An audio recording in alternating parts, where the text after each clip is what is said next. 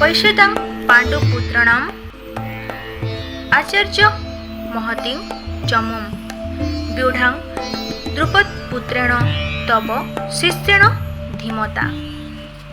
हे आचार्य, पांडु पुत्र मानकर ए विराट सैन्य बाहिनी को देखंतु। यह आपणकर अति बुद्धिमान शिष्य द्रुपद दृष्टद्युम्न द्वारा व्यूहकार सज्जित होइअछि।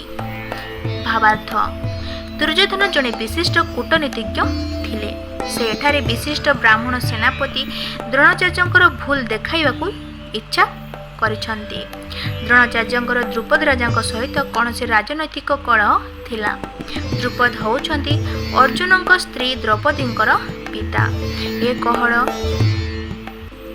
जगु द्रुपद एक विराट यज्ञानुष्ठान कले। से यज्ञ तांकु एही वर मिलिला जे से एपरी एक पुत्र लाभ करिवे जे कि द्रोणाचार्य को बध करने को सक्षम हेबे।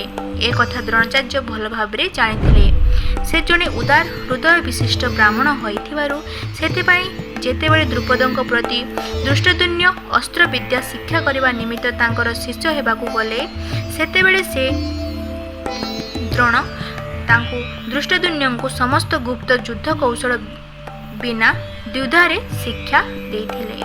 वर्तमान कुरुक्षेत्र युद्ध रे दृष्टद्युम्न पांडव मानक पक्ष ग्रहण कले एवं से द्रोणाचार्य ठारू युद्ध कौशल शिक्षा करिबा परे वर्तमान पांडवंकर सैन्य मानक व्यूहकार सजाइछंती।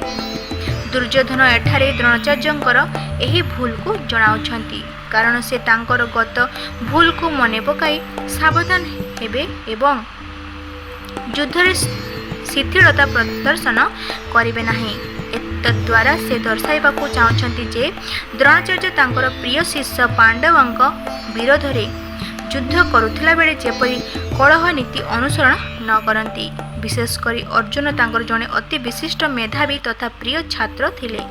दुर्योधन ताकू सावधान कराई देले जे से जदि ए युद्ध रे कलह नीति अनुसरण करंती ताहले पराजित हेबाकू पड़िबो।